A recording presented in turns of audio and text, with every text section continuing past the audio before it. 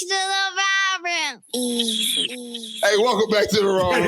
We had already started off. We don't have claps, but look, we got the claps. Come on. We in this bitch, Deric Poston, Ehsan Ahmad.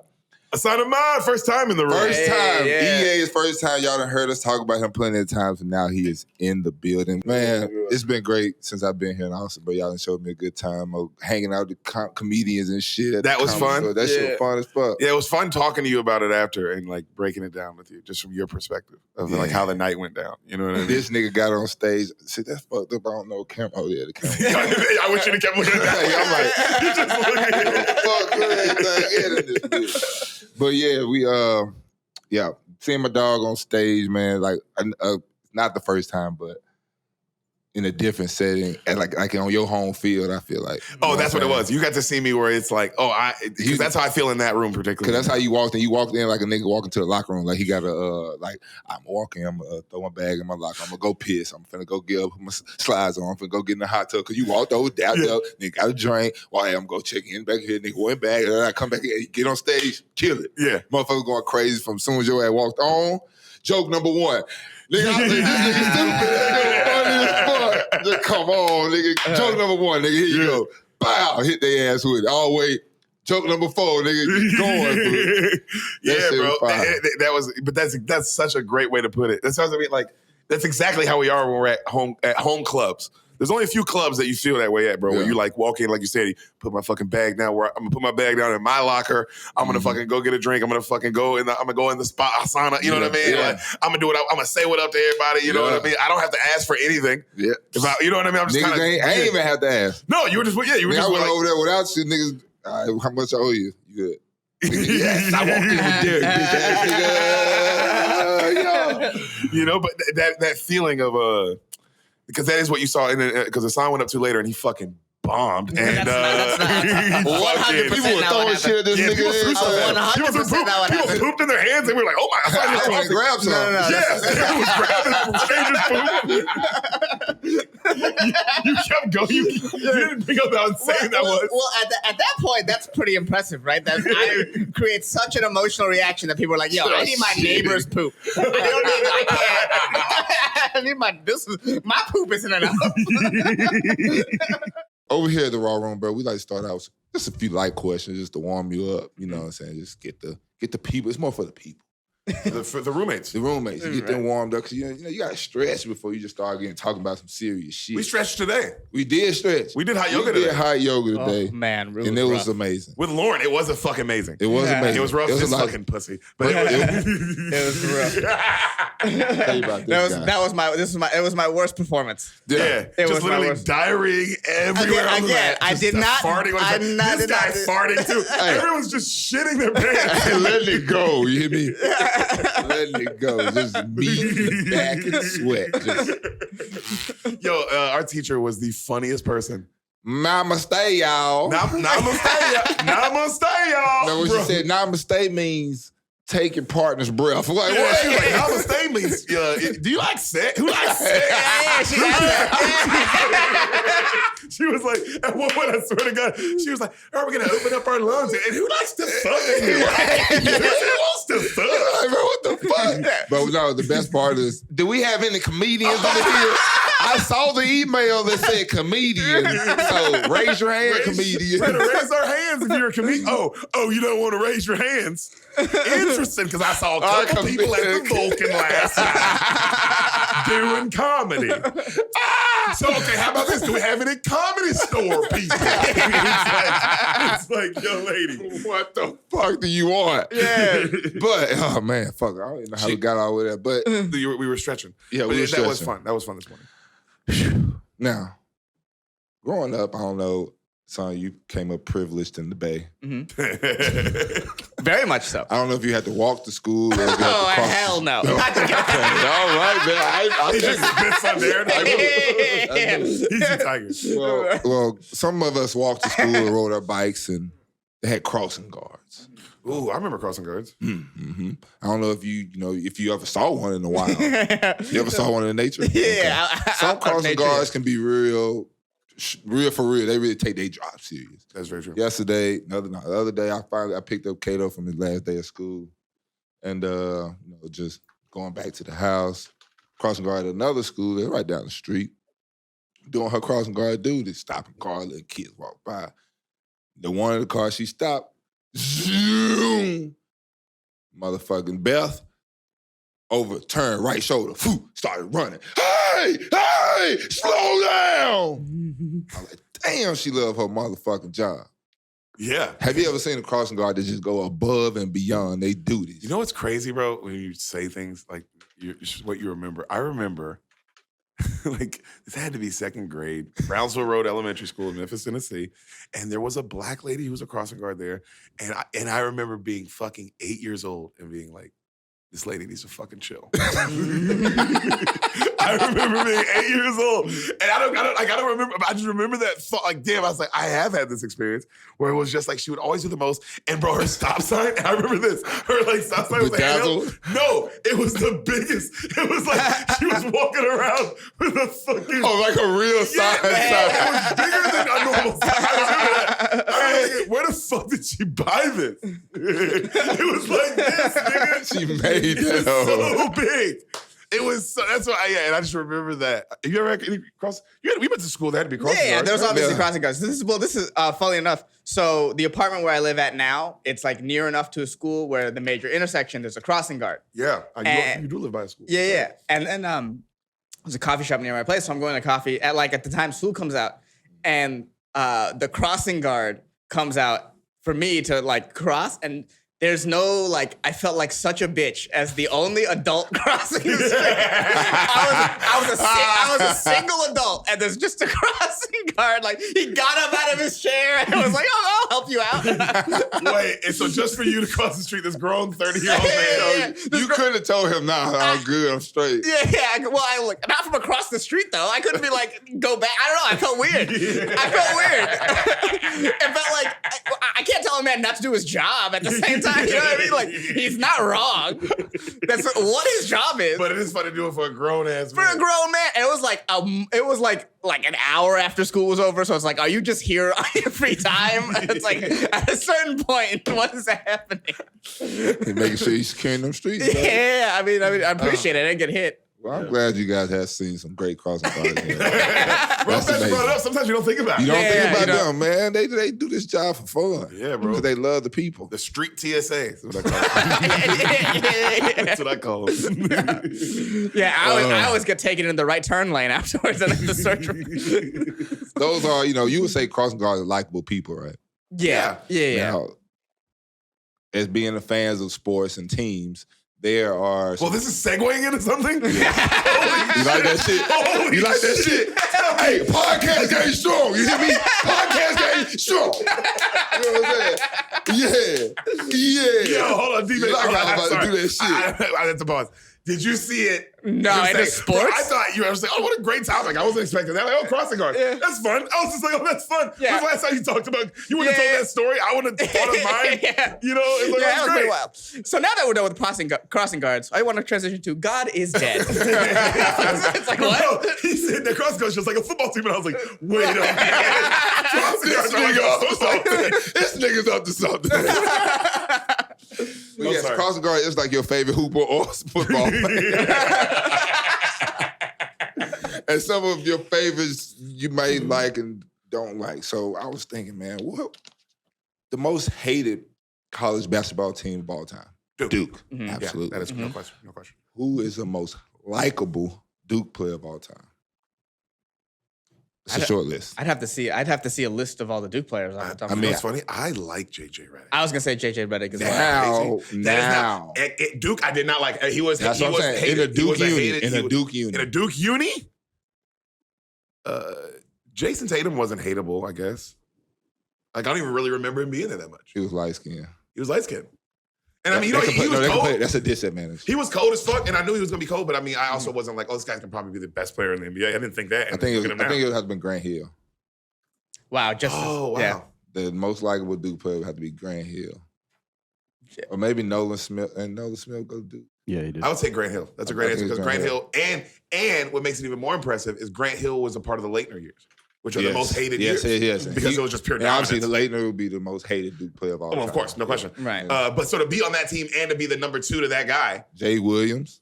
In the Duke, nah.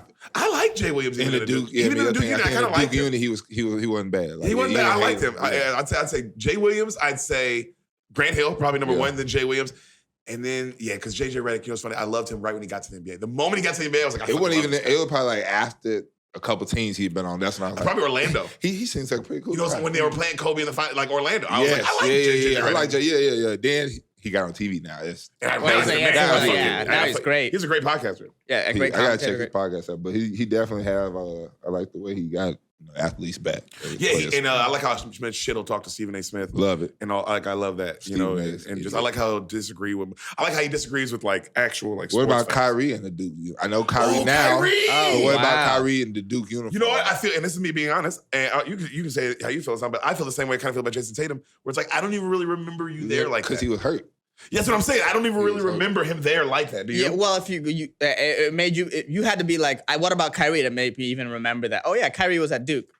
Like you know what I mean? It's not like it's not. There's not like it's Jason Tatum the same way. I don't really remember him at Not like how I remember JJ Redick or Jay Williams. That's different because them boys out there wetting. He was taking that team to the Final tournament and all that shit. Yeah, also, JJ Redick was doing what Christian Laettner was doing. It was like, I'm taking this team to the Final Four every year. And it's like, God, that's why it's like, well, God, it wasn't like we just hated him. It was also like, this nigga is dominating college basketball. Yeah. Yeah. He was Tim Tebow. JJ Redick was dominating like Tim Tebow at one point. When you get on the airplane, do you dominate that armrest? What's your etiquette? Wow. Dude, that's a fucking great question. My etiquette is, and that's a great question, I like to get in there first, hopefully. Mm-hmm. I like to always pick the window seat. So if this is my theory, I'll take the back and I'll give somebody the front, or I'll take the front, you take the back, right? If they're taking more of it, because I have the window and I can easily just do this, I don't care. Yeah, that's what's great about the window. Right. Yeah. So I feel like aisle, you get the outside armrest. Middle, your consolation is you get the armrest. And then the window, you get the window. I feel like the middle consolation, because your job sucks the most. I'll give you get some. You get some. But you get some on both sides. You get some on both sides too. Now, the real greatest thing ever is when you're sitting next to just some tiny woman who like can't even reach. Or like her body's so small, she's just in the seat. She folds up in the seat. She just literally folds up in the seat like the fucking tray table. Oh, but bro, whenever I'm sitting next to like an old Asian lady, those little tiny Asian, I'm like, oh, this is the greatest thing ever. Right. This is the greatest. Little bitch can't even reach. Even if she stretched her arms out. How about you? Because you're a big guy. Man. What's your arm etiquette? Like you said, if I'm in the window seat, I'm gonna take both. I'm gonna let you know that now. But I'm gonna, like you said, the back. I'm gonna get the back end because I like, my back. I like the back end as well. I like the back end, so I'm gonna take the back end. You can have the rest. Yeah, which is fair. Middle seat, I'm taking both. No, middle seat. I'm taking both. No question. I'm not the whole thing. I'm not even trying to sugarcoat this. I'm not trying to hide this. Yes. This is mine. I'm already and then the aisle seat. I'm pissed. I'm already pissed that I'm in the aisle. Hot. I'm already mad. I don't even want to use the left one because if motherfucker come hit my elbow. Yeah, that's why I don't like the aisle. I don't like the aisle also because you have to like. I like the window because you have control of the fucking aisle. You decide when you go to the bathroom. Like you decide. Like in the aisle, bro. You can make people stand up or sit down. It's your call. Also, the window is yours. That's so you much control power. the light. Sometimes I control other people's AC. Yeah. I do it all. Sometimes you control two windows, and you're like, "Geez, what am I, God?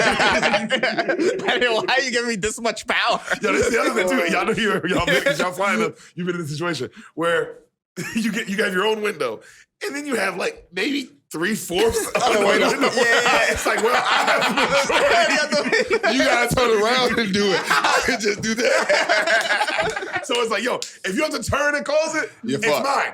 I can just close it. Right. So it's my window. You don't get, bro, I've closed many a window that were like only about maybe halfway mine. Are you always windows closed? Me? Yeah. I'm windows. This is me. So unless it's like if it's early in the morning, before the sun is up, a window open because it's dark for the takeoff, just because it's dark, and then that shit usually always knocks me out. Just watch, and then I'll fall asleep. If the sun is already out, windows closed. Yeah, I'm not, because that's the whole point of the windows is that nobody wants the fucking sun. Nobody wants the sun in Nobody here. wants the sun in here. Yeah. So when people do let the sun in, it's like the only way the sun is fine is if it's like, yo, you're flying and it's like 2 p.m. flight, everybody's awake on the thing. Of course, who gives a fuck? But if morning or night, close the fucking windows. Keep them closed. Keep them. Ambiance is everything. Hey, stop asking me to put a seatbelt on, bro. I'm not buckling my seatbelt. Wait, at any point? Like even for takeoff and landing? As an NFL player, how many niggas on that plane that we go on put their seatbelts on?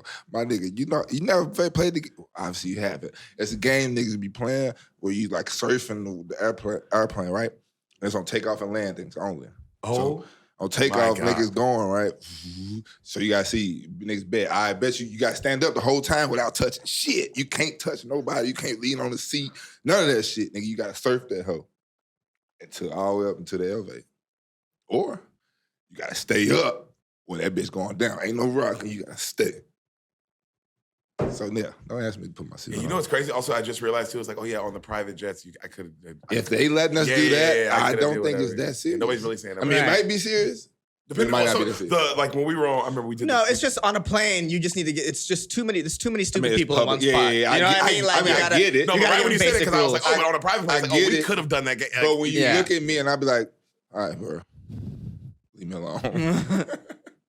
Wait, that's so. The seatbelt is your biggest thing. You know what my biggest pet peeve is on the plane is I don't like when my seat is back and then they go, hey sir, you're gonna have to raise it back up. We're landing. Oh yeah. And it's like, what the fuck? What is this? What is this? Like That's what power? Because it's also just a fucking power move. Yeah. You just wanted me to wait. You just wanted to wake me up. Wake up. Like I had motherfuckers just tap. Oh, yeah. Tap.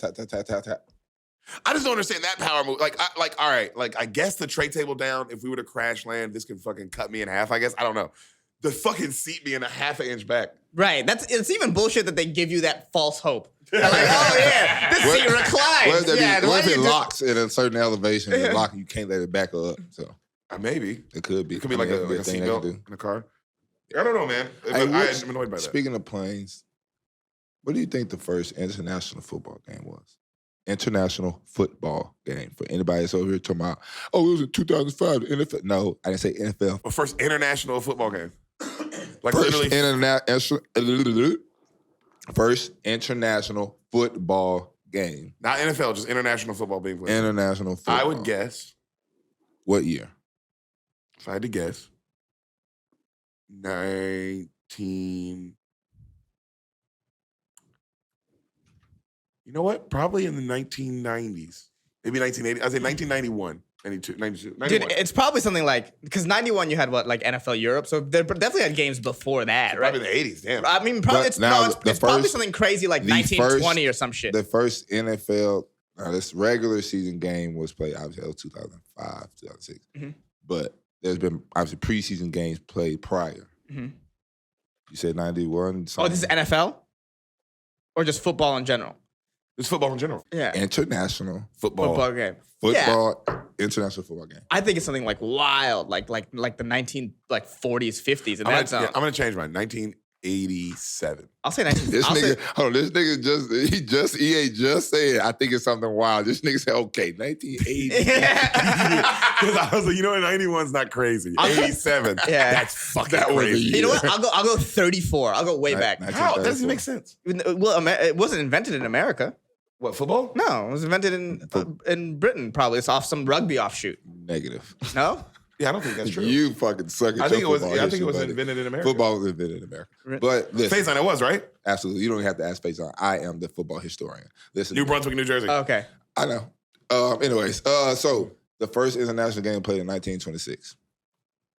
Wow, he was right. Yeah, something crazy. 1926, New York Yankees versus the LA Wildcats at the Maple Leaf Stadium in Canada. The Yankees won 28-0, beat the LA Wildcats in a fashion in the Canadian. Yo, that's cool that there was also a football team named the New York Yankees before. Look at those. Oh, yeah. Before. Brooklyn Dodgers, they was also a football team. They played in 1948 in the second international game. Also, it makes sense that back then they'd have been like, "Yo, like, what do we name the football team? Just name it the fucking name it." They're all the same name. They all We're just naming the same back thing. in they used to use the same like other sports names. So they had another like the Yankees. They had the Yankees was still the Yankees too. Yeah, that's what I'm the saying. Dodgers still the Dodgers. Like, It was part of this like a sports club almost. Yeah, like the whole thing is on the umbrella, like the Rico case. Yeah, That's the whole thing. how they took down Gotham in the Dark Knight. All right, man. Let's get the pod for real. We want to get some sports going, man. Now you are a LeBron James fan. He's the greatest. He's the GOAT. And I know y'all waiting to say who. Let's talk to the other guy. Don't worry, we'll get there. They want to know about you. We'll get there. Because I got to talk to the people that keep on asking me for them dumbass foot pictures. But you are a LeBron James fan, so it automatically. And Ehsan Ahmad is also a LeBron James fan. I like LeBron James. He likes LeBron, but he fucking will lick Curry's ass. That's my boy.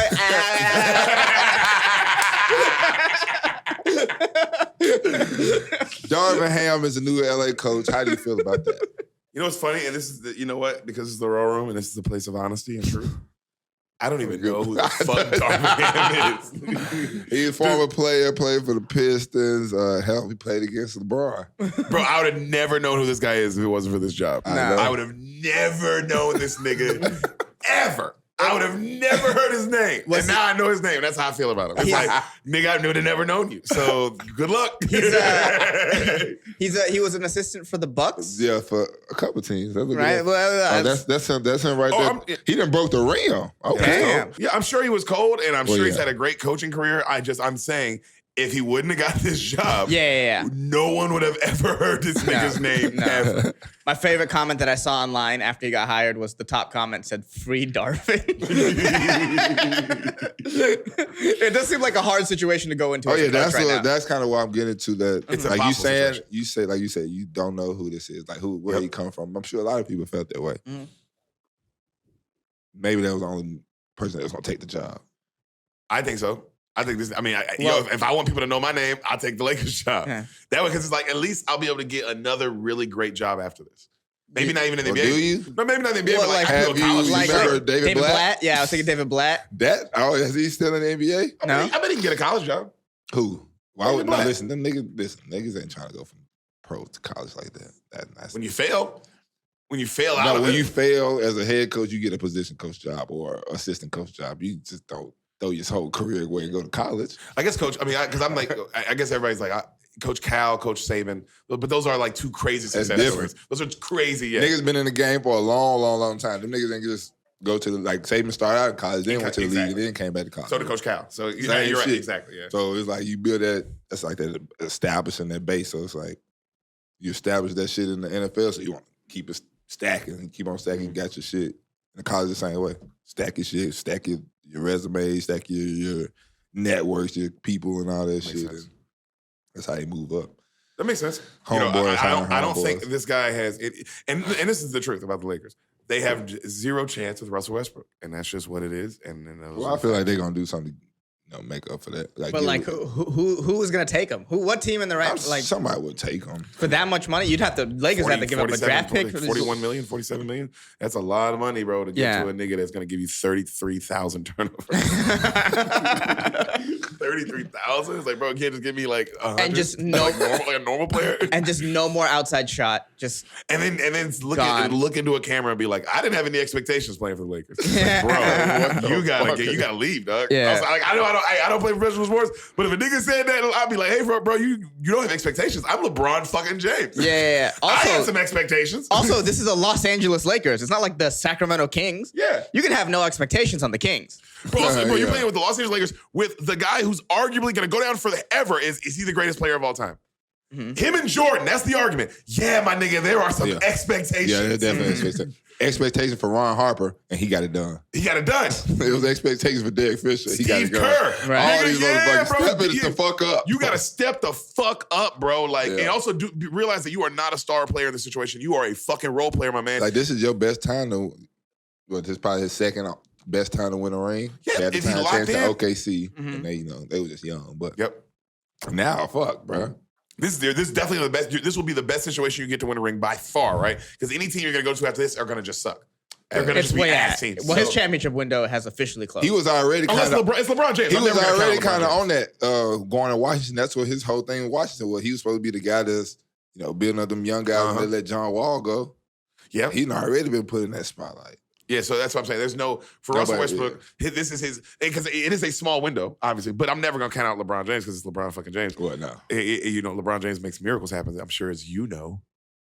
Doesn't he, Ehsan? That's true. 3-1. That's true. 3-1. That's true. But that's with a more functional team around him. This team is completely dysfunctional. I mean, they're gonna have to make a lot of moves in the offseason. And we'll see what they AD do. gonna have to find himself. AD's got to find himself. Or I mean, I think they just got to. You have to kind of just blow up the whole thing. I will say this. Just blow up the whole thing. Just because of watching the Lakers last season. LeBron is finally in the stage of his career where he can't single-handedly bring an entire team to the playoffs.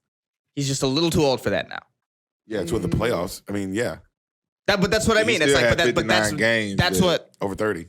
Over 30. It's not, his team was absolute hot garbage. That's what I mean. It's like he can't do like he did in Cleveland the first couple of years. No, he couldn't because it's like hot garbage team. Because it's like or the last year in Cleveland, or the last year in Cleveland. The early years in Cleveland and the last year. all the Cleveland years. Same. All the Cleveland years, he was still that good for sure. Yeah. For sure. And Miami, of course. And I would say, what's it called? But it's just like, it's just because now when he scores 35 plus, there's sometimes on defense where he can't get back on time. Well, he's just slower on defense. It just is what it is because he's like 55 years old. He's 55 years old. And that's okay. That's okay. He just needs the team is just in all this sort of weird disarray. Anthony Davis has this like weird like mentality thing where he won't be aggressive. And it's like, you know what I mean? It's like he's just not surrounded by a winning mentality right now. No, absolutely not. I agree with that. But I'm saying I will never count out a LeBron James because who knows what kind of moves they make and what kind of chess moves he can do in the offseason, and who knows what they can do there. And like you said, it's really going to rely on Anthony Davis. If Anthony Davis locks in and plays like how he did that first year they won a title, then never mind, you're back. Now, I don't think he's going to do that. I just don't. I sadly just don't believe in Anthony Davis, bro. I think the 1 year they got out of him is the 1 year they got. 1 year. That bubble year because LeBron had hands on him. Like he stayed next door to this nigga. Also, Anthony, because of the bubble year, that rest time Anthony Davis got probably contributed to why he didn't get hurt in the playoffs like he usually does. Yeah, he usually always gets hurt. And you're right. He had a 4-month break because of COVID before they started playing again. And that nigga was ready. That's what made the Lakers so good in the bubble. It's like, oh, them niggas got that. They were locked in, bro. And then you give playoff LeBron rest. It's like, playoff LeBron who can go and also that was like you said, that LeBron still could I can get it done completely by myself. Yeah, he did. Because Anthony Davis had a great playoffs, but LeBron James was like, oh, this is what LeBron looks like. It looked like vintage. I mean, you seen his NBA Finals numbers, bro. They were stupid. They were dumb. They were, again, like, bro, he was averaging like 35, like 9 and 10. It was like, oh, this nigga is stupid. And that came all the way around to say LeBron is really the head coach. That's what I mean. Not even close. He's also the GM. He's the GM. He wears a wig sometimes. And walks around in heels and goes, "I'm a bus." Honk honk. All right. So, what do you think is the future of Luka and the Mavs? He is in his early Jordan era. You know, that's what I think, of where you can look how far and also look, just like them, look how far he can get without any help. Yeah. So the moment he gets another superstar, the moment he gets his D-Wade, the moment he gets his Magic Johnson or Kareem, you know what I mean? The moment he gets his other nigga. But you need, these days, you need 2 more. You need 3 total. You need 3 total. But look how far Luka got with just by himself. So I was like, God, this nigga's pretty fucking good. I do feel like if they get a number 2, then Brunson is not a bad 3. Oh, Brunson is a 3. Brunson could be your Drew Holiday, but he is not your Chris Middleton. You need a Chris Middleton. Motherfucker. That's Drew Holiday. Drew Holiday is another level. No, but Brunson can grow into Brunson's young. Yeah, you can grow into it. Brunson's super young, man. That's a big shoe to have to be or to be. But that's what you need to. But what Luka needs is a Chris Middleton. Luka needs a number. What Giannis has. You need a number 2. And he need a big dog. And he need a big dog. Yeah. Gobert or Ayton, right? That's what people are saying. Because you don't need a big man that can score like that. You need just a fucking big man. Well, yeah. Rebound. The problem is Rudy Gobert is weak sometimes and DeAndre Ayton is weak sometimes. And that's why that's why their teams are getting rid of him. There's a reason. Yeah, they're both. Yeah, they're well. This nigga making 90 mil or some shit like that. But you know who shows up? Robert Williams shows up. Bam Adebayo that's why them niggas ain't going nowhere. This nigga have 5 million rebounds. Yeah. Bro, Shaquille O'Neal. Hakeem Olajuwon, dude. Yeah. Looney shows up, dude. No, Looney shows up. Bam shows up. There's certain centers, and people might say Rudy Gobert and DeAndre Ayton are better or more superstar or whatever, but nigga, give me those 3 dudes we just named every day, all day. Yeah, give me someone who performs in the playoffs. Yeah. That's what it's all about. And during the season, and is a dog. Also, bro, Rudy Gobert and Ayton ain't dogs. Fucking Looney, Robert Williams and fucking Bam Adebayo are like they play like dogs. Looney moves like he's been dead for 5 years, and yet he still gets every offensive rebound. I don't know how he do this. Yeah, loose ass t-shirt on. Bro, the loosest jersey they've ever made. Goofy as fuck. You know what's crazy too? Is like Looney has the knees now of Kenny the Jet Smith. Like, Looney has Kenny the Jet Smith's knees now. Yeah. Like, he looks like how he does when Kenny runs to the board. I still get 27 rebounds. 27 rebounds, 12 points, and like 5 assists. You're like, what the fuck? What the fuck? That's how you got the Grizzlies. Yeah, he sure did. That's how we won that series is Looney. Looney For sure. Well, also, and I mean, I blame fucking Taylor Jenkins that we didn't play fucking Steven Adams till the end. Oh my the God. moment we started playing Steven Adams, the series changed. The moment we played Steven Adams, the series changed. You guys, And Steven Adams was that nigga all year. That's what made me mad. He dominated this year. He was also a dog, which I like Steven Adams. Well, he plays like a dog. He shows up when it matters. Because Adams got played off the court against the Timberwolves, he thought it was the sort of same thing then, and it really wasn't. It was not. It was Karl-Anthony Towns and Looney are completely. Karl-Anthony Towns can drain threes and give you 40. Right. Looney's not giving you 40. You're not worried like that. No, you ain't never Steven worried about Adams should have been in the game. It's like, oh, let's go big man to big man. Right. What's it called? Y'all got he's a young coach, but you definitely got outcoached. We got outplayed. We got inexperience completely just destroyed the Grizzlies this year. But I mean, we are coming back. We're coming back strong. But I will say this, since we're talking about it, I think the Warriors are about to win this fucking finals, and I think the Warriors are about to enter another dynasty, and fuck. And that's just me being a real. It ain't like I want it to happen. It's just like I think so too. I love Jon Maine. The way they playing, it's hot. They on their own one. And the young core that's developing behind these guys. It's like you know what it's like? It's like, hey, is Allen Iverson a god? Yes. Is Allen Iverson one of the greatest to ever do it? One of my favorite players of all time? Absolutely. But you know what Allen Iverson's problem was? He just happened to be in the same era of Kobe and Shaq. It ain't nothing you can do about nobody. That. Right. Yeah, what can you do? It's not his fault that Kobe and Shaq was the same time as Allen Iverson. Right. You know what I'm saying? Right. And that's what this is. It's like, oh, John Morant's unbelievable. But it just so happens to be at the same motherfucking time as these niggas running it back. Yep. You know? And that's just what it is, and it's annoying, and it sucks. And I'm sure that's how niggas felt about like all the teams they had, the 8-year run LeBron had. Oh, yeah, for sure. How many teams were like, oh, this is our year, but LeBron's like, no, only niggas not. in the East. Yeah. The only niggas in the East just pissed off at LeBron, Boston. The Hawks. First of all, Boston. Pacers. Pacers. Oh, Yeah, we thought Pacers. the Pacers, remember they were like, oh, this is going to be a They dynasty. fell off. They The fell off Celtics. since then. Yeah, we thought they were going to, there's so many dynasties we thought, but LeBron was like, nope, you're just a part of this era. Sorry. You just somebody stepped on to get to the top. D-Rose and the Bulls. We're giving it to LeBron in the playoff series. Those were great series. Guess what, though? Fucking experience, a fucking legend. That's what I'm worried that our Grizzlies are about to run into. Like, welcome to the second Steph era. And it's like, fuck. I don't know now, because them off seasons, they hit different when you're older. Yeah. You think Steph, I mean, how many years do you think Steph has left? I'm going to say like 6. Oh, no, I ain't giving him 6. Only because he shoots. Six? That's why I'm giving him 34 years old. He's 34. I think 40. I think he's just gonna be like one of them other old niggas who's gonna ball when he's 40. Just like Chris Paul, just like LeBron. Well, so you think he's gonna bench Carter after this? Here's because he just shoots. That's what he does. He's gonna be Udonis Haslem. Yeah. Well, here's the thing. But plays. Here's the thing. Because like eventually, if it gets to that point, and if this all depends on if Steph wants, because he can do whatever the fuck he wants. But like, if Poole develops how he's developing, and then this like superstar all of a sudden, then he can sit it down. Then Steph can just come off the bench at like 37 years old. That's what I'm thinking. And just that's what I'm saying. shoot Like a bunch Udonis Haslem type. Yeah, but it's Steph Curry. But when Udonis Haslem was getting late in his career, he would come early. you're right. Part 2 of the longest part of his career. Like he was still, and they still a notch in 15 minutes a game at least. You know what I'm saying? Ain't giving you everything you need. Yeah, I mean, I still look. I don't give a fuck. They can clown this nigga. You know, young kids. I love to get it. I don't give a fuck. I like that shit, nigga. I think it's so cool that he's on the team. I just think it's so cool that he's on the team till he fucking wants to be. It also lets you know how real a nigga Pat Riley is. Exactly. And that's why I'm like, why? How you gonna clown this man? How you like people on YouTube? I mean, Instagram, Twitter, and shit. Like, oh, look at you. You got more minutes on camera. You got all seasons. I've been here 23 years. 3 chips. Suck my dick. And I literally can 3 chips. I fight niggas every game I get in. I'm still here, baby. Still here. And bro, and let me tell you something. Like, if I look at Jimmy Butler and say, sit down, you know what he fucking does? He gonna sit the fuck down. So, like, you think that's what respect is. That's what I'm trying to figure. Like, you know what I mean? That's why it's like, I just. You look over, you got a fucking champ on your bench cheering you on. It's not even, you just OG. OG with 3 chips. Come on, bro. It's just OG in there. You see the passion. I know he in that bitch just going off when he talking. He be like, You got him. You got Kyle Lowry, who's won a chip, and you got fucking everybody else who lost a chip, which matters. You got Spoelstra. And because Spoelstra are OG for real. One of lost chips. Well, Spoelstra's like a top 5 coach for sure. Absolutely. Top 3, Absolutely. actually probably top 3. He might be the best. He probably will be the best Miami coach of all time. No question. Yeah, Him and Pat, because Pat got him. Oh damn, I forgot about Pat. Pat got that first chip. Yeah, he got the ship. You're right. But this nigga got 3 more. He got 2 chips, lost 2 chips, and then got a team back without LeBron. Without LeBron. Yeah. And now he got these boys now. All right, in college football, y'all down here in Austin, big college football town, obviously, and we're gonna talk about Austin. Oh God, I'm gonna talk about that. Longhorns, go Longhorns.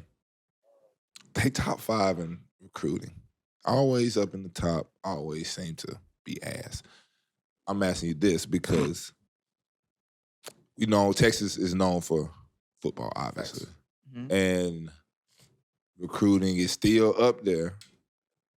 But you don't really see the results on the field. Now, you've been going to a few games since being here. Yep.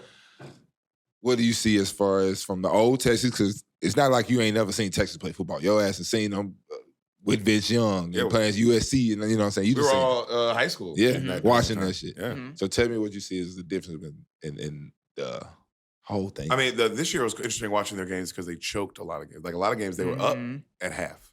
Like we're talking about against, like when they were playing Texas Tech, Oklahoma was ranked like top 10. Texas Tech was ranked like 11 or 12. You know what I mean? Like when they lost to them. So we're talking, good team. We're talking about top teams here. And bro, to see them choke like that, so that's their main problem. But apparently they got a quarterback that transferred in that's going to be like crazy. I can't keep up with all. He came to one of the shows. He came to one of the shows, but he's like a famous thing from Ohio State. He's like a thing. He's like a thing. Yeah, him, Quinn Ewert. Yeah, this nigga. This nigga apparently is going to be, hopefully they're hoping he comes and like change, Baker Mayfield's it. Joe Burrow's it. They do need some kind of culture change, especially now moving to the SEC, where it's like, Oh, they're about to just get smacked. Oh, dude. They're about to get fucking smacked. Dude, it's so funny. When I went to a basketball game, Baylor versus Texas, and Baylor just stomped on them second quarter. Well, Baylor was cold as fuck this year. Yeah. And the as we were leaving, all the Baylor fans just chanting SEC. SEC. Bro, brutal. That was brutal. Take your ass over there and get your ass whooped. We stand over here. And we'll be in the playoffs, man. If we win our Big 12, we still get to go. We still look good. That's the thing is like, bro, if you win the Big 12, nigga, you still get to go to the playoffs. You're undefeated and win the Big 12. You're going to the college playoffs, right, bro. That's a fact. So going to the SEC is like, nigga, good luck. Not going 7-5. Ooh, I got a pay tag cut. Yeah. Pay tag cut. That was me doing my sound effects. Pay tag cut. Elementary school, middle school, high school. Yours in your life, like what was the best? Oh, like, have your good years? Like, was it elementary? Like, would you pay? I'm paying high school. Tagging elementary school, I'm cutting middle school. That's the same thing, me too. I feel the same exact way. Now, what's your reasons behind that? High school was the best. Yeah. High school was just fun. You were there. It was just fun. It was just fucking every day was fun. I never went to school going like, oh, this isn't fun. Never did. Never. Ever. Never. Not nigga, one time. No, I don't know how you felt in high school. The same way? Of just like, this is fun. My last 2 years, especially when I was in drumline and that sort of thing, that was like, this thing was Nick Cannon, bro. Yeah. I was like, oh, this is where like I just found myself, I was like able to be funny in public in a situation. All about the tubas, baby. Yeah. That's when you found your personality. No, but middle school sucked dick. Middle school can always suck. Bro, middle school sucked dick. Yeah, anyone who says their best years were in middle school is a nightmare of a human being. I don't know what else to tell you. What, everyone's awkward and you think everyone's looking at you for no reason? Yeah, that was awesome. But also, nobody looks back at like their middle school outfits. I was like, nigga, I was fly as fuck. I had all the bitches. I was dominating everything. Niggas still do talk about how they was dominating in some type of middle school aspect. That's crazy. You can only brag about high school. Sports-wise? Yeah. Okay, that makes more sense. No, but high school is as far back as you're allowed to brag. That's what I think. That's as it. far as like sports? Or Yeah, is it, sports. Because if a nigga was like, oh yeah, for sure. I dominate. I won a state title and won this, won that. I'd be like, oh, that isn't like that's not cold. You know what I mean? But if a nigga was like, bro, middle school nigga, hey, shut. I'm already like, we won regional champs. Yeah, it's like, oh yeah, you beat the other 5 middle schools you played. Congrats, bro. You know what I mean? It's like, what the fuck are we talking about here? So only high school is allowed to brag. Oh man, Because some people get mad when people brag about the high school stuff, and it's like, well, no, some niggas was cold in high school. Some niggas was cold. Yeah. Like, some niggas cold. It happens. It's shaky, bro. We know lots of niggas, bro. Yeah. I know plenty of niggas who was crazy cold, was supposed to go D1, and shit happened. Yeah, that just is life. Now, son, you went to high school. You didn't play. You said you was on the drum line. Yeah, I was a big bass. Did you ever have a moment in your life? We're gonna start here. Have you ever had a moment in your life that you played football, like you put on real pads or anything? No. It's something that like I always wanted to do, like play sports, but I had like super overprotective parents, and so they would never put me in any. I thought he was about to say I had super asthma. No. Wow, that's just regular asthma. Okay, His inhaler's huge. Yeah. It's just a bong. Actually, it's not an inhaler. You're eating a bong. Actually, I was allergic to competition. No.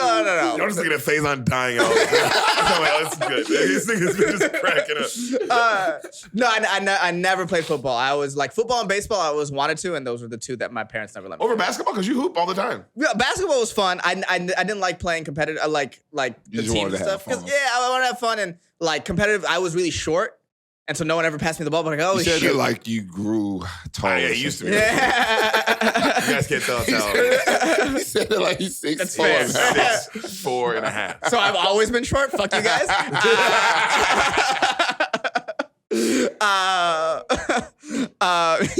For some of my size, I was always like good at the game, good at the like games we play with our friends and shit. Yeah. Stuff. So then you said you come into high school around your junior, senior year, you start to figure out that you funny, you getting on, you know what I'm saying? Now you going off to college. Right. You get into college. Did you do the same thing Deric did? Did you tuck your tail and run and drop out? No. I don't know. All of a sudden, it's about education with you now. You tuck your tail and run away from knowledge. Like, what? Thank you for asking that question, Daren. And no, I'm not a coward. Oh, shit. No, I finished. I got my degree. I finished for my parents. I didn't want to do it. Where did you get a diploma in? I got UC. Diploma. UC San Diego. Say it again, my bad. I got UC San Diego. Okay. Neuroscience. Oh, shit. That sounds like some smart shit. I was supposed to be going to med school. In fact, the first time I met you. Oh yeah, I remember this day. That day, I had taken the test to go to grad school. And while I was taking the test, Deric was like, yo, you want to come hang out with these NFL players? And I was like, I can't. And at that moment, I made the decision, oh, fuck the grad school stuff. The comedy stuff is like, I get to hang out with like these interesting people. Yeah. You know, I'll never forget Janoris Jenkins. I think me and him are spirit and spirit Rabbit. brothers. The Rabbit. Shout out Jack Rabbit. Yeah, me and him are spirit brothers. And what year was this? This was 2015. 2015. So that's what you see. That's how far back me and Rabbit go. Go check that episode out with Janoris Jenkins. We call the episode Rabbit Hole. OG Rabbit. Yeah, you did. Check that shit out. Yeah. You guys go back a minute. Yeah, You guys go back a fucking minute. You jumped in the comedy game in 2015? I jumped in 2013 in the middle of college. That's In why I the was middle of college. Yeah, yeah. because that's when you was debating on the medical school. Yeah. And I would have dropped out if I could. And I was like, well, I can't. I might as well just finish because I was going to stay in San Diego for comedy anyway. So I might as well just do college at that point. So you stick it out. You graduate. You going straight to the comedy game now. Oh, yeah. Straight into it. So started working at the Comedy Store and I just never looked back. Comedy Store in San Diego. Now let's fast forward this thing. You move up to LA with this guy. Right. I moved up before him. Before him. You moved Yeah. up 2015. I moved to 2015. Yeah. The year Right after he started, right after that. Like, right, it was all kind of happened really fast. First of all, where did the first place we meet at? Weren't we at someone's house? Brian Simpson's. Brian Simpson's place? Yeah, you met Brian Simpson that day too. Remember he shit on Janoris for giving up that touchdown to Anquan? Brian was like, bro, I watched y'all. Because Brian was like, man, I watched y'all the other day. He's like, bro, who the fuck was that? Rams Niners Monday night. Yeah, it was Rams Niners Monday night. And George gave up like a 90 Janoris gave up, what was it? It was a long touchdown before half for the Niners to take the lead. Yes. And it was like it was a crazy yard. It was crazy. It was crazy. Yard touchdown. He goes, bro, who's that going to make that stupid ass play? And you and fucking the running back. Trey Mason. Trey Mason. Y'all were like, nigga, that was him. And we all lost our minds. Because Janoris was roasting him right earlier. And then like some time went by. And then it was just Jake. Because Brian was like, I was watching y'all the other day against the Niners. Well, who the fuck was that? Bro, and that y'all, bro, we lost our minds. That shit was so funny, nigga. Oh, shit. So, all right, so you get up to L.A., you start working at the Comedy Store immediately in L.A.? Yeah, that's how I moved up there with the job. And to the people that don't know, that the Comedy Store is like the Mecca. It's, Facts. It's Jerry's world. It's fucking, It's all comics. It's something that they aspire to work, for sure. There you go. Yeah, for sure. So you get there, what was the first thing you do? Like, I know being a doorman is big. Mm-hmm. What was the first thing you got? Man, so this is what I used to describe like what it's like to be a doorman at the Comedy Store. So this is like the first week I'm there. I'm chilling by the bathrooms, right? That's where they have you posted, like this sort of back hallway by the bathrooms. And Joe Rogan comes up and bro, for 30 minutes just talking to me, just giving me comedy game, just telling me what he does, showing me his phone, being like, this is how I organize my bits, like in-depth stuff, right? Yeah. And then the manager comes up to me like pretty much almost immediately after Joe Rogan stops talking to me. He goes, hey, someone pooped in the bathroom and missed. And you gotta clean it up. And it was the runniest poop I've ever seen in my entire life. It was me.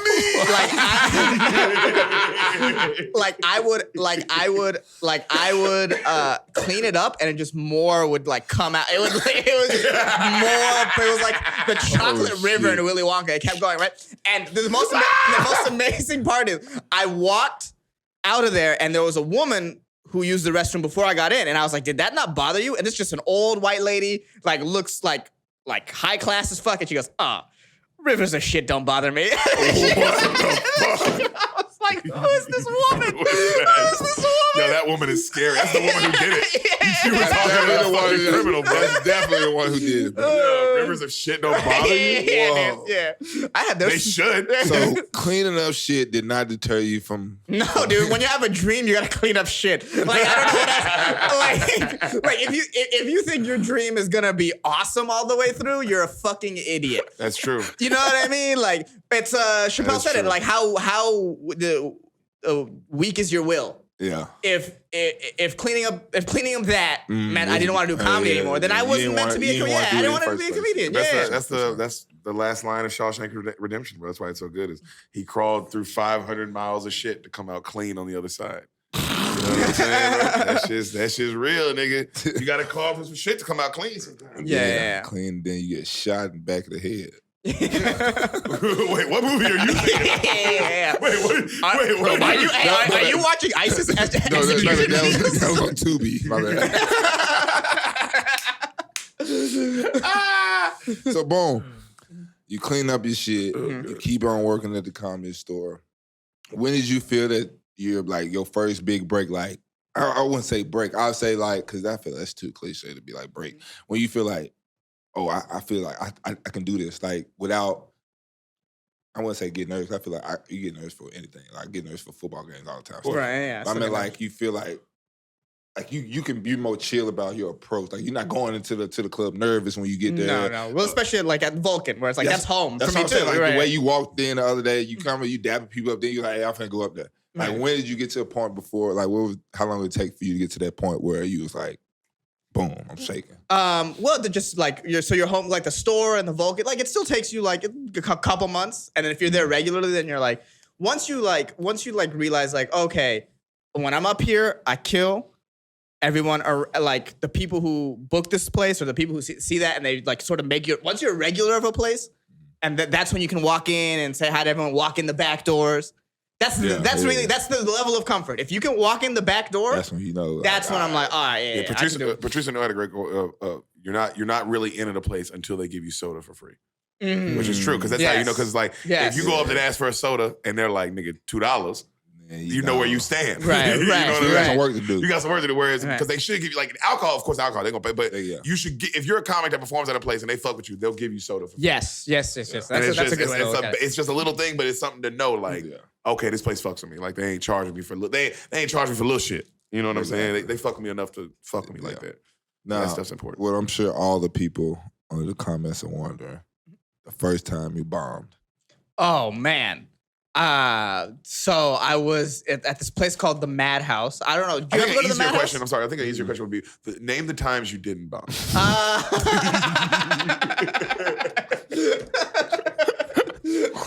Yesterday. That is true. You didn't yesterday. Yeah. Because I didn't go up yesterday. You sons of bitches. 2 days ago. No, I mean the most vicious bomb that I can remember. The two ones I remember was my first time at a comedy club. Like first time booked at a show at a comedy club. Wait, which place? Madhouse Comedy Club on Comedy First time Juice. ever. Like First time getting ever booked. Oh, I know the story. Yeah. This show called Comedy Juice. Booked by our boy Brian Simpson. Try to be Sam. Yeah. He booked me for this. I was so young, like 3 months into comedy. I decided to do a new story that I never tell on stage before for some reason. For some stupid For some reason, that? just some young comic shit. But I was bombing so hard that I didn't see. So when it's time to leave, there's a light that pops up, and you're supposed to get off within a minute. I didn't see the light, so I went over my time by like 10 minutes. Which you gotta understand. Which is insane. If I hit a clock right now, 10 minutes and let it run, and just if you were imagining him on stage bombing, think about how long it really is. Right. Oh, that's 30 10 minutes. extra minutes. He was already on stage, what, 10, 12 minutes? Yeah, so I was supposed to do. that's an hour. I was supposed to do. It's an hour. For bombing, it's 20 minutes of bombing is 3 hours long. I was supposed to do 8. I did 18. And then afterwards, the booker of the show pulled me to the side. Not Brian, but there was a booker above him. Took me to the side and then yelled at me for a while. Yeah. What the fuck did he say? Just like, what the fuck were you doing?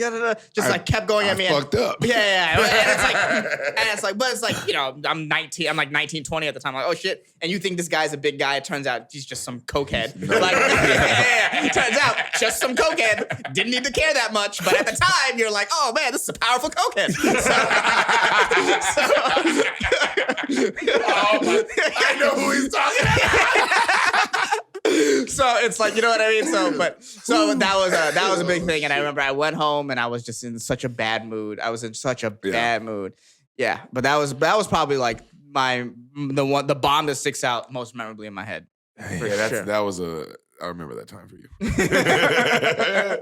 I seen everyone on my friends that you know I fuck with, the Brian Simpsons and him and Trey Stewart, bro. All these niggas. It's fun. And myself, it's funny that we've seen all each other like in our darkness. Worst moments. Worst moments. I mean, where it's like, damn, this nigga is. I know he's good, and look how bad. Look how bad he is right now. He's horrible. Horrible. This is just horrendous, and there's nothing you do. There's nothing. It's just you're stuck in hell. It's just You can't tag a nigga in, bro. No. You can't leave because you're trying to get paid depending on the gig. You know what I mean? So it's like, oh my god. That's another thing. You can't, if you bombing, you can't walk off stage. You gotta do the time. Paid. You gotta get paid. You gotta get your money. Damn. I'm assuming. I guess it'd be like if you were playing just playing bad, and you just playing bad at one night, and you can't just leave the game. Yeah, you can't. It's like second quarter, but you already know, like, I'm not turning this around today. I'm already too deep into this bad game. It's over with. It's over. Just sometimes, like, bro, my legs ain't under me. Right. I don't know what to tell you. Right. Like, Oh, now I gotta just start a question. You haven't always dressed this way. No, this is new. Good question. You now have started, recently in the past. What's the word?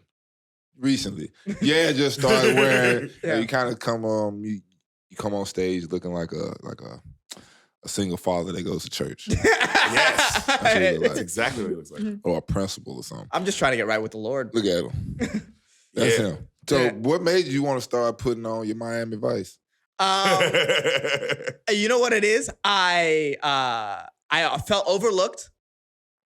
I felt overlooked, you know. Career- Now, That's what, what career what, was. what was you, Career-wise. what were you doing? What was you rocking at first? Tell people what your fit was. I at mean, first. just like sort of like a college stoner is almost what I would describe it. Just like some graphic tees, some nice graphic tees. I still have some nice graphic tees, and then the jeans and No, you sneakers. know But what? Accessories, but he would no. wear. He would wear. Like, if you do wear nice shoes, and Yeah. nigga wears. Yeah. You know, J's, Yeezys, the Air Rock, But no, Nike no, Air Max. No no jewelry, chain, no yeah, ring, yeah. none of that. No. These are all part of the new. But yeah, The shoes are probably the nicest things you would rock. yes, the shoes for sure. But it's not like you're not even. You changed the whole entire thing head to toe. Yes. He ain't wearing J's and shit no more. Yeah, that's what I'm saying. He Yeah. wearing dress shoes. Mhm. Stacey Adams on. and Yeah, shit. you got Yeah.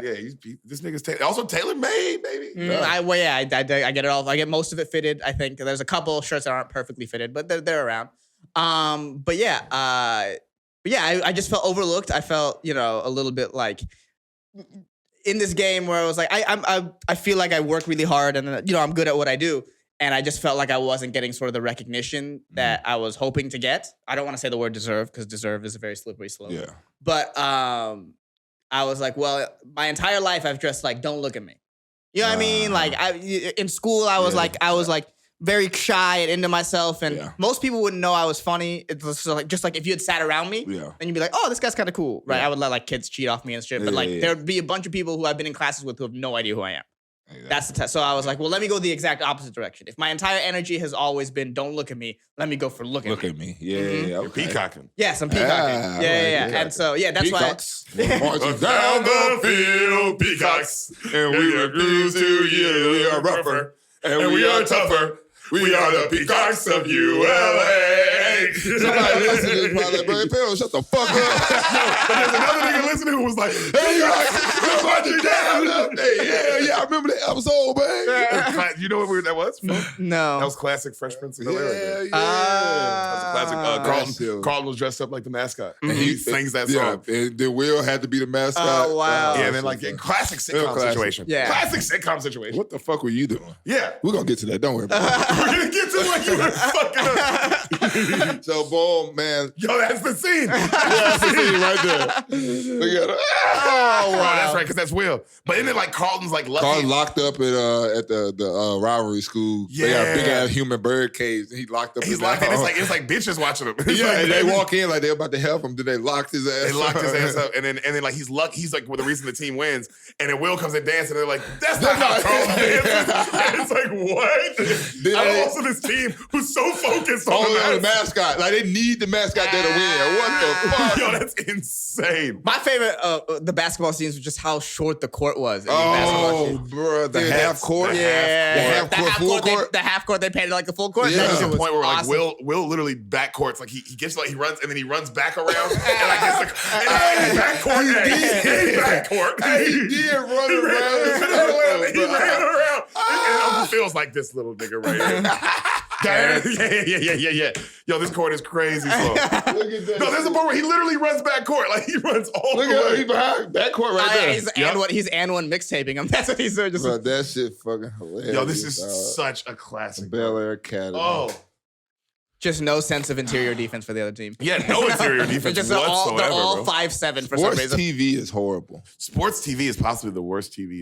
The fucking They can't worst. get it right. It's like I know y'all were like going to actor and actress school and all that shit, but damn, did your parents not toss the ball with you? Like, did you not just bounce that bitch out the wall? And Yeah, bro. It is interesting because I think about sports movies, how hard it is for movies to get it right. You know what I mean? Like it's hard to get it right, so that's why TV shows they never get. You never see a good sports TV. You remember that? Remember that? Oh, fuck, Faye, get ready. Remember that Disney movie? The girls played the basketball double. Oh my gosh, Double teamed. double team. Yo, I gotta watch this movie. yeah, You never what? seen it? I have to. Yeah. Nah, you talk about this shit on the fuck, bro. Please. I would definitely spoil it. Have you seen this? No. Son? No. 'Cause it looks incredible. It looks The two ridiculous. women. Also, the two women. Please, bro. I know the one scene. You know what I'm talking the one about. with the ball back. Yes. Yes. So we had. I want about This shit on TikTok. It's on TikTok. So the coach that is in this game, she's not one of them coaches. Anyway, so we had Auntie on Chantel. She was in this movie and she was part of the crew that had to develop them as for basketball. Like, show them now, this is how we do this. We shoot like this. We have the ball like this. And so we got to this part when we had her on. I was like, hey, what the fuck was that? Mm-hmm. And she was like, I ain't had nothing to do with that. That's what she was like. The director, they just let them just, and But that's the shit I'm talking about. The worst. Sports is the worst when it comes to sports TV, sports movies. It's insane how bad they get. Like it's Friday Night impossible. Lights might be the best. Friday Night one. Lights is actually an accurate representation of what high school football kind of felt like. You know what's funny? It's very stand-up comedy when portrayed in. Also terrible. Yeah, so if Oh, you're they watching, never get stand-up comedy right. If you're Yeah. watching stand-up comedy in a movie or a show, it's like that. It's what that It's is. that is. Yeah, Yeah. it's like that versus Saying stand-up. dumbass dad Yeah, jokes. Or it looks like, it's never like when you were at the Vulcan the other night, famous. how it felt. Yeah, it ain't yeah. never that where you're like, damn, that is what it felt like when I was watching you and like when you were there and yada yada. That ain't, and I'm sure sports, you watch football, it's like, oh, it's like not how NFL game would go. Exactly, Though I still always will love Any Given Sunday, no matter what. I love Any Given Sunday because, I mean, it's Willie Beeman. Mm-hmm. And then, of course, Airbud. Airbud's Golden fire. receiver. Airbud holds up. And Airbud 2 definitely holds up. Airbud 1 holds up like a motherfucker. Dog. Both Airbuds go hard. Name all these Grammy-winning movies. Yeah. Just say Airbud. Yeah. I'm trying to Well, it's like if you want to go for realism, there is no rule that says a dog can't play basketball. I mean, if you want to talk about realistic, that's pretty realistic. So in the year 2016, you guys were probably smoking some weed, chilling. You just had watched the movie Barbershop, I believe. Yeah, You Barbershop had never 3. seen Barbershop Barbershop 3. Mm-hmm. And you asked Derek, hey, what the fuck was going on in Barbershop 3? He did ask that, exactly like that. And this nigga, an hour and 15 minutes later, he finished the movie Barbershop 3 just by telling him. Right. And then they was like, you know what? That's finna be our pod mod. Yes. This is how we finna pod. In 2016. That's exactly how it happened. Now, when he told you that, was that immediately like your reaction? Well, like, oh, fuck. we had been looking for a podcast idea, just the two of us, for a while. For years. At that point, years. Years. Oh, shit. Years. Y'all been on thinking about the podcast. We just didn't know. We were just like, oh, I don't want it to just be another one. And that was what took us so long. Yeah, and then he said, I told you what happened in Barbershop 3. and we looked at each other and we're like, this is the podcast. I was like, oh, this is for sure the podcast. And you And were then, dying. yep. And then we made a list that day of all the movies he hadn't seen, and the list was like 200 movies. the list long. is still long. Yeah, and still it's still just it's longer now. Yeah. But you know, and then when because he told me it's first because the first movie he said was like, oh, Brian seen Titanic. I was like, you haven't seen fucking Titanic? It's like, what nigga is Titanic? And he's like, no, I've never seen it. And that was just that from that when he said I haven't seen Titanic, it was like, oh, I know what the pod is, and I'll do this. I'll do this pod forever because it's just fun to do. It's just fucking fun. So basically, you kind of got the best part of the pod. You sit back, listen, you can throw out the jokes, you just throw out the, you know what Well, I'm I get to watch a movie I've never seen before. And that's what I was just about to say. You get to watch a movie. And then in previous earlier years of the pod, you watch the movie, come back, throw the review out there. Right. Or you would, in the beginning, tell what you think happened in the movie. Well, yeah. So for the first, 4 years are pretty much, it's just the two of us. And since then, the podcast has expanded because there are movies that I have seen that a lot of Derek's friends haven't seen. Yes. Like pretty much all the Marvel series I've seen. Yeah. So now it's like, You've seen a lot of action movies. I've seen a lot of, yeah. Whereas Sam hasn't. Really helps. So Sam hasn't seen fucking Training Day or shit like that, which is like, oh, this is not, or Forrest Gump and shit like that. Opened it up. So yeah, the podcast has expanded more, and so so in the earlier days I would watch the movie and then review it, and now it's just sort of telling of the movie, but there's like a more variety of guests. Yeah, I feel you. Now, other than podcasting, you in the Twitch world. But I did that for a little bit, and then I was like, this is. I had a lot of fun doing it. Yeah, but I realized so I love comedy. I started doing comedy, and now I want it to be my job, right? And the thing. And then when Twitch, video games were always an escape for me. So I did that for a while, and then I realized this is starting to feel like a job. And so you have to play. Yeah, I have to play. I gotta get on. I gotta do it. So I'm sort of taking a step back from that, and now I'm more focused on sort of these Instagram projects I've been doing. Like if you follow me on Instagram, I'm sure the links will be up. EHSANJAHMAD. That's my Instagram. They put it up under there right there. Yeah, Feyzan, man, dude. Yeah. So if you follow me on Instagram, you'll see I do this. I do this thing called a special report with Jared Nathan. Hilarious. Yes, where me and this disabled comedian or a comic with disabilities, we did these sort of sketches in an interview, and so we cut them all up, and then it's just this thing we do. It releases every week on Tuesday, and then once a week now I'll watch a Bollywood video, and I'll just post my reactions to it. That's a new series I'm doing, and those are, if you've never seen Bollywood, they're insane. Yeah. All of them are insane, and so that's a fun little reaction thing I'm doing. So that's what I'm focusing on now, is just like Instagram content and if you follow my page, I guarantee you'll have a good time. Do you have more fun playing video games now?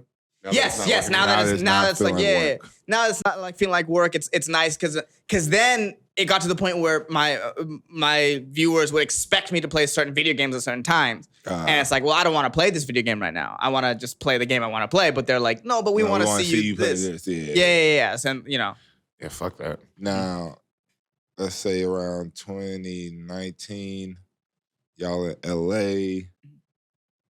Catch wind of a little world tour here going around, gonna cross over the pond. Yep. COVID come and slap you on your fucking beard and tell you sit the fuck down. Yep. What were your thoughts? Yep. Oh man. So at I that literally saw you niggas that the week the restaurant shut down. The day the restaurant shut down. we podcasted. Yes, we potted. Yeah. We did that Morgan Freeman movie. Yeah, Where he's the principal. You know me, by the way. Yeah. That was the first time. That was the first raw Spoiled Beans I was on. Yeah, that was the Lean On Me episode. Yep. And Ben first guest we ever had. Ben Avery was the dude, the dude who was the white guy who was doing the Feyzan job for that episode is now famous as fuck. He's the producer of Tim Dillon's podcast. Tim Dillon, who's one of the biggest comics in the world, he's Feyzan for that podcast now. And it's so funny that random episode Spoiled Beans that you're on. That was our producer. That's our producer. And now he's a famous producer, like on the Jamie Joe Rogan shit. He's on Jamie. What she said his name is? Ben Avery. Hey Ben, you fucking owe me. But we were right there. We both had just gone full time. We had both quit our jobs at the Comedy Store. Yeah. And it was looking like things were looking good. Things were looking like money. It was money could never end. Yeah. That's what it felt like. If you're being all the way honest, bro, didn't it feel like it's like, oh man, money's not even real, bro, when it's just coming in. Yeah. I mean, it got to the point where like I was looking at an apartment to move out. I remember one day I got on my laptop and you guys were looking up a mortgage calculator and you guys were like, okay, if this keeps going for the next couple of years, I can buy a house in LA. Of course, you were feeling that. We were feeling that. And then, bro, it got taken.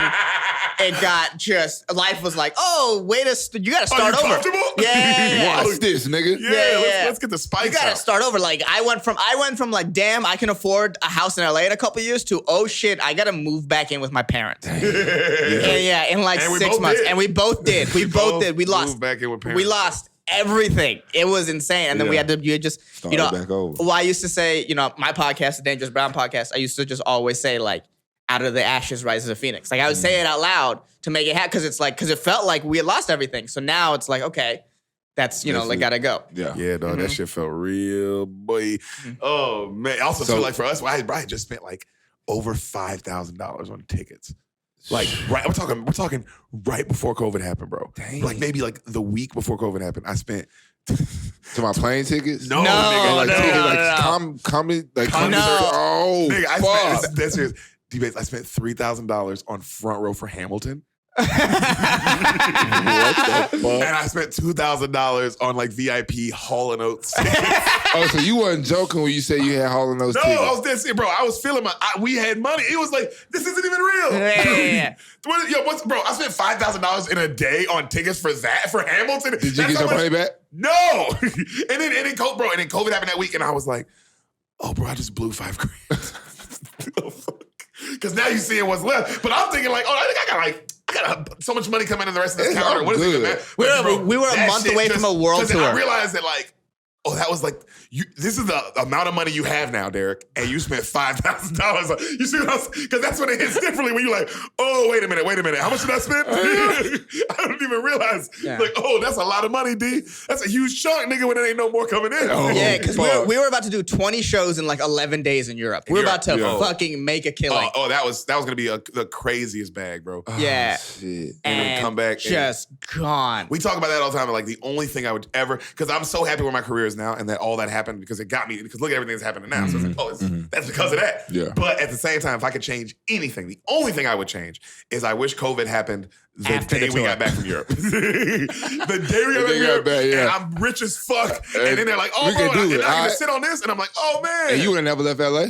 Probably, who knows? It would have. If we came back, we would have. But it would have changed how we felt about everything sitting on that kind of nest. Right. If we did the Europe thing, we'd have came back sitting on a bag, bro. So it's like, because in Europe you can just make so much more. Yeah. And then also you're doing, like you said, so many shows in such a finite amount of time. So it's just money coming in like crazy when you. That's why motherfuckers do international shit, because you can make so much more money than over here. Yeah. So, but yeah, bro, it felt like the world ended nigga. Yeah, I mean, it did, we were technically. talking about backup plans. Like we were like, Oh no, 'cause we had I remember hearing y'all niggas bro. talking about there it. was because there was a time we didn't know stand up was coming back. Like there was a time that we were like, oh, is this over? So what was your mindset that when you had to move back in with your parents and ain't no comedy shit open, the way nigga couldn't even talk at the comedy store at this point in time. Right, The so- lights was out. Yep. Living at home made me realize like I could do it. I could still when I was at home, I went up the TikTok game really hard. And I did this whole thing that was like no shave till vaccine. Oh yeah. Yeah, and I did that. And but when I finally took the vaccine and shaved, I had a total of 40,000 people watch me shave live. Damn. Yeah. So it was like okay. That's fucking voyeur. Yeah, it That's was weird Yeah, shit. the number one question they kept asking on the chat was I circumcised? So it was very voyeur. And the answer is I'm Muslim. And if you don't know the answer to that question from that, figure it out. They cut their dicks completely up. They're like that army in Game of Thrones. But it was a good like moving back home. I was like, all right, I'm not like.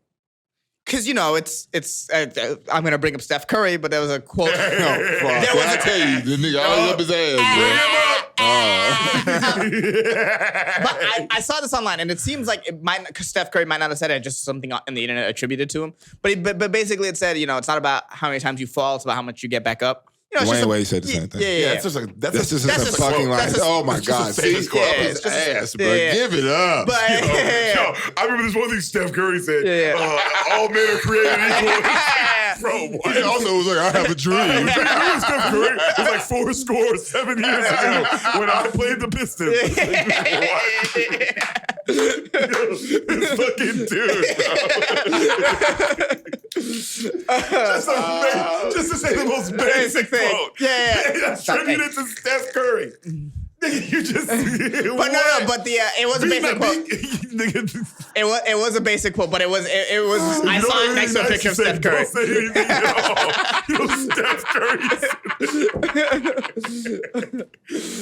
Oh, bro, our father who out now. Steph Curry's. But I'm never gonna let you live it up. Sorry. But it was basically that. It was just like, okay, I'm not like defined by this sort of one sort of big failure. Like not failure, I wouldn't call, but like It wasn't a failure. It's just the world knocked us on our ass. Yeah, because it wasn't like we had everything going and we did something and we lost it all and like how niggas do. It was just like, oh, this is what the fuck is this? Like this is new. This is bro. Yeah, we were playing. It felt like you playing chess and then a motherfucker come knock the board over. Like, all right, but keep playing. And it's like, but Everything's on the floor. everything's on the floor. There's no board. There's no pieces. Keep playing. Play. And it's like I don't what. I got pee. What that? Right here. You want to keep it going? Yeah. We'll keep it going. Okay. Oh, bro, yeah. That is how I felt, bro. That's how I felt for sure during COVID. I felt like it was all coming to a fucking end. Hey, real quick, who's that guy? We just I have have no idea. Hey, Feyzan, who the fuck have we been talking to for the last hour and a half? Because I've been looking at him and I'm like, I don't know who this is. This guys, this is a quick time while he's gone to just let you know. So I take a lot of feet pics, and people ask me for them, and I don't have them. I give him. This is no shit, real shit. I give him to Daren. Yeah, Daren has so many. Daren has all my feet pics. So many. All my feet pics. So what you gotta do is you just gotta. If you want to see my feet, good feet. They're pretty good feet. You gotta make sure to DM Daren. Hey, you niggas don't listen to that shit. Don't listen to none of this nigga talking about. Motherfuckers be diving me talking about, hey, yeah, I'm from Sport Beans. Where your feet pictures? Yo, bro. Fuck off my phone. Oh god. Oh man, but now, what did I say? Oh, I do want to ask you this before we get up out of here. We got a couple more minutes. Yeah, because me and Hassan got some shows. Yeah, the nigga gotta go some bomb. comedies. Some bombs. The last some Jurassic bombs to Park. drop. Oh, This is just a general. It's a general. I'm looking forward to that. I've been looking forward to it. I love Chris Pratt. All I'm saying is there's been a lot of remakes, a lot of do-overs, a lot of Winnie the Poohs going on. Being a movie goer, some shiesty. That's really shiesty. That's some shiesty right there. Now, you being a movie guru, tell me how you feel about that. the first Jurassic joint that came out with Chris Pratt, the new Jurassic World, I fucking loved it. I genuinely loved it. I was like, oh, this is incredible. In theaters, I was like, this is a fire fucking movie. Second one, I was like, all right, kind of whatever. The third one, I'm not gonna lie, I'm more excited about this one because of the situation. Because it's just fucking dinosaurs on Earth out. Yeah. It's just dinosaurs straight up in New York City. You know what I'm saying? Yeah. So it's like, oh, bro, this is like, it's like some Transformer shit at this point. You know what I mean? Or some Fast and Furious shit, which I like. Like, this looks amazing. I'm not mad at this at all. I like the premise. Yeah, because it's like finally they're not on an island. They're fucking in America. Let's go. They out here. Yeah, so I'm all for it, bro. I'm excited for this. I'm really excited to go see the new Top Gun. I heard that's great. I've heard it's fucking I never saw the last one. So you never saw the original? Bro, the Top Gun's fire. Legitimately, like, my nigga, like, it's made for every guy on the planet. It's awesome. Like, you watch it and go, it's a dick flick. It's a dick flick. Yeah, bro, I've never seen him not watch Top Gun and go like, oh, nigga, this was dope as fuck. I get why people like this. Yeah. Bro, it's really Tom Cruise flying around in fighter jets, nigga, like, for real. Like, not on some, there's no stunt actor in it. It's Tom Cruise in that motherfucker. It's Tom Cruise, yeah. Tom Cruise is crazy, bro. Yeah. Tom Cruise actually does his stunts on some Jackie Chan shit. Like, that's insane, bro. Yeah, that's some crazy shit. That's crazy. That's really Tom Cruise flying a fighter jet, bro. That's like, that is crazy impressive. Or like an Mission Impossible movie where he's like hanging on the side of the airplane. Yeah, he really did that, bro. He really got on the side of an airplane, bro. You can watch it. I think I did hear that. And you can see this nigga on an airplane as an airplane's going in the sky. Yeah, Tom Cruise. Well, there's a famous in that last Mission Impossible movie. He does a fall, breaks his leg, finishes the scene. The scene is him running. But I'm talking about, bro, this nigga broke his leg. They had to stop filming for like months. Bro, Tom Cruise is a bad motherfucker, bro. He is not a normal dude. He is awesome Jackie Chan shit. Like, certain actors is like, oh, bro, you actually a bad motherfucker. Like, you really about this. You do the stunts. Like, if you, Keanu Reeves, you know what I'm saying? Like, the niggas who really do that shit is like, oh, yo, like, this motherfucker's for real. Like, this guy's an actual problem. Now, on Laura, we have a segment, Ask a White Guy. I know we don't have a white guy present with us. I know you only have, but... answer the questions halfway. I'll stop in the middle of my sentence. So this is for anybody in the comments, anybody, on Twitter, social media, Instagram. This is for you to answer this question. And we can obviously discuss it. I sent these questions. These questions was foreign for Chris Long. And these are two of the questions that you know who Chris Long is? He did. He used one of these questions on this podcast. But I don't know if you've ever been in a public shower setting. Public showers? Of course. Obviously. Like football. I've never used them though. In college, you never used a public shower.